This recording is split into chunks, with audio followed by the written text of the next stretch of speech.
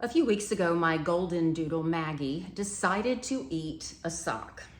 Yes, a stinky, smelly, dirty sock that was on the floor of my teenage son's room.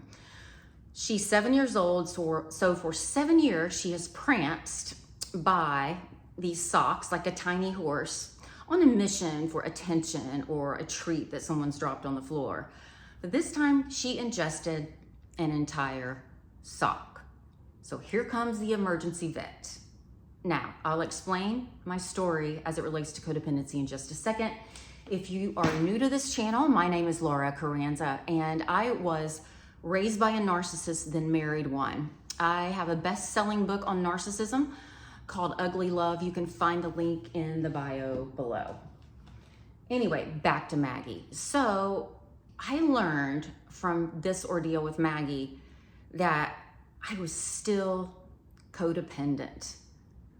All the traits that were making me exhausted after this incident were related to codependency with the narcissist.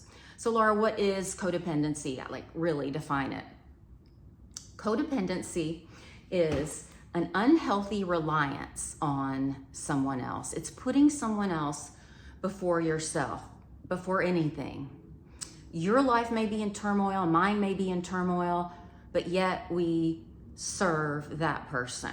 It leads to low self-esteem and low self-confidence and can eventually lead to anxiety and depression. So here is what I learned after Maggie ate that silly sock. I learned I've got to stop people pleasing. We must stop people pleasing if we are still doing that during a relationship with a narcissist or after. You know, narcissists change standards anyway, so we're not going to make them happy. The standards keep moving. A lot of people change standards, and it's not healthy for those of us who are empaths and or codependent. So we need to put some boundaries in place. Here's where I messed up. So I was traumatized when this dog ate a sock.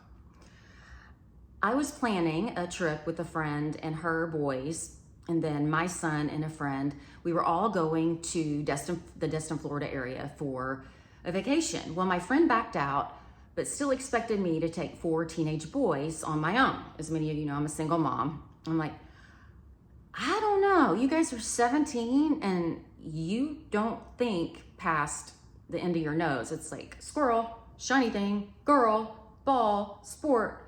Really, that's like what it is. And I was so terrified something bad would happen. I said, no, I don't think I can handle that. Well, after that boundary that I put in place, she quit talking to me. What do?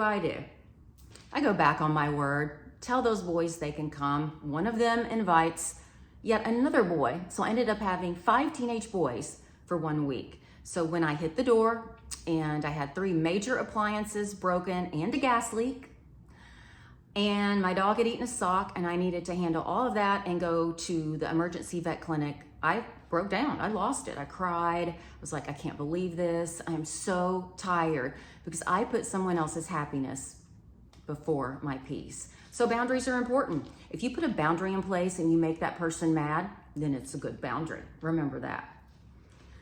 Number 2, we need things to be drama filled. We're so used to it, right? When we've been with a narcissist, the cycle of abuse, it's all drama. Let's think about it. Let's break it down. You've got love bombing, drama. Tension building's the next stage in the cycle of abuse, or the next piece of the pie. Drama, things are leading up. It's like if you're old enough to remember or have ever seen that movie Jaws, you know, as the shark's coming to eat someone, you know. It's like that. We just know something's coming. And what that something is rage. Boom. The narcissist rages. He or she is furious. They're going to tell you like it is. They're going to put you in your place. So they think you're the worst person. It's all your fault. They don't take responsibility. So everything lands on your shoulders and you're like, oh, I'm so sorry. And then there's the hearts and flowers stage. Of course, this is where we stay stuck. But the narcissist has some empty apology like, I didn't mean to yell at you, but you pushed my buttons.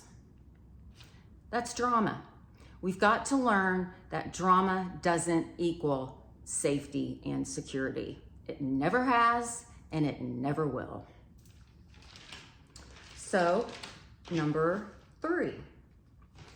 We think we need to suffer for something to be important or valuable.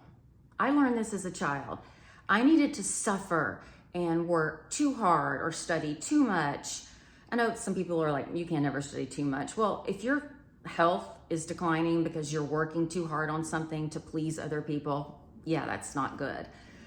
So I learned to suffer no matter what it took to get just a little bit of attention from the narcissist in my life. And once I got that attention, I equated that to unconditional love, which you and I know it isn't. It's conditional love. You perform like the daughter I want you to perform, and very good. I'll go on to my next thing, and I expect you to do even better next time.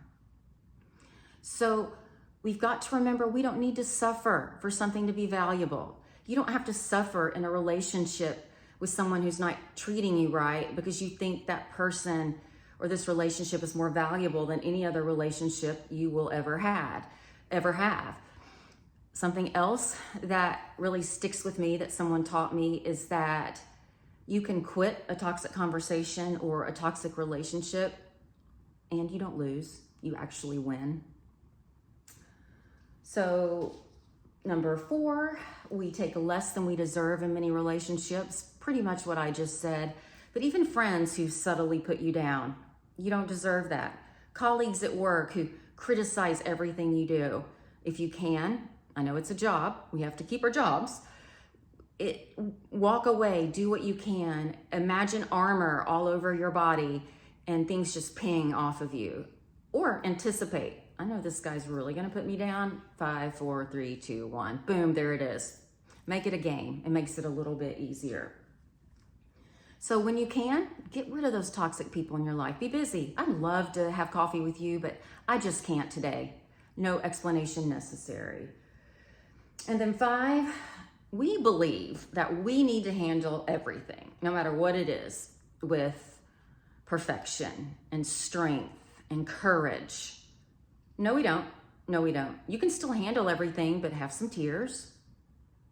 You can still bury a parent and have lots and lots of tears and grief. You can still fix all those things in the home and then take a dog to the vet so she doesn't die and cry. But guess what? You're still getting it done. You're still getting it done. You don't have to do that perfectly. And I bring that up because someone said to me one day, oh, Laura, it's just life. Like I should be sailing through. The dog, all those things broken, Grey's Anatomy going on in my front yard because the pipe that had the gas leak in it was leaking in the yard and they had to shut off all the gas. So the hot water heaters didn't work. My refrigerator freezer had gone out while we were on that trip. So all of the food that we have and like homemade soups I'd made, blah, blah, blah, had thawed out. That had to be thrown out. That's money. Ouch. And then what was the other one? The air conditioner. You know, it's a nice, cool, I don't know. It was 107 yesterday, 113 today in Texas. And our AC had gone out. My brother goes, it's like when I stepped on your Barbie dream house. And I'm like, first of all, I didn't have a Barbie dream house, but yes, I had another kind of house for my dolls and you did step on it and everything broke. That's where I am. So you can get through it. Everything may be broken and scattered. It's okay. Cry, yell, do what you have to do to get through it. And you're still getting through it. You're still getting it done. Think about what you've been through in life. If you can go through that and survive, you can survive almost anything.